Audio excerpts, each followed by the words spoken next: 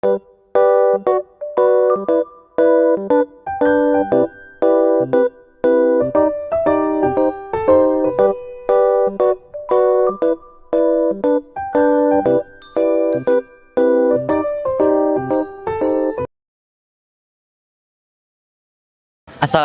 warahmatullahi wabarakatuh.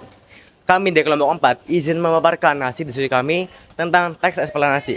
Saya Muhammad Satradana Farisi dari absen 20 dan rekan-rekan saya yang bernama Aris Destian Maulana dari absen 13 dan rekan saya Sayyid Kamal Amiruddin dari absen 30 dan teman saya.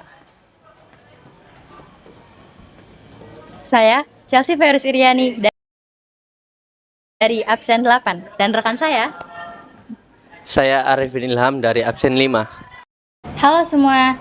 Di sini saya akan menjelaskan tentang pengertian teks eksplanasi. Teks eksplanasi yaitu teks yang bertujuan untuk menjelaskan fenomena, proses atau konsep tertentu. Dan di sini saya juga akan menjelaskan pengertian teks eksplanasi menurut para ahli beserta kesimpulannya.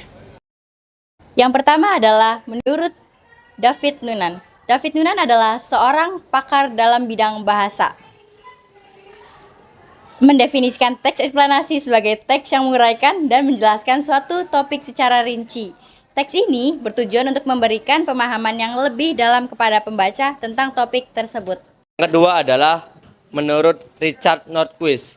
Richard Norquist, seorang penulis dan editor bahasa Inggris, menganggap teks eksplanasi sebagai teks yang digunakan untuk menjelaskan atau merinci suatu konsep, proses, atau ide, sehingga pembaca dapat memahaminya dengan lebih baik. Kesimpulannya adalah teks eksplanasi adalah jenis teks yang bertujuan untuk memberikan penjelasan rinci tentang suatu topik agar pembaca dapat memahaminya dengan lebih baik. Nah, selanjutnya kita akan menjelaskan tentang paparan struktur teks eksplanasi. Apa itu paparan struktur teks eksplanasi? Umumnya, paparan struktur teks eksplanasi itu dibagi menjadi dua pola. Pola pertama yaitu struktur sebab akibat. Struktur sebab akibat itu menjelaskan tentang memaparkan penyebab atau suatu fenomena atau juga bisa peristiwa. Contohnya, mengapa perubahan iklim terjadi?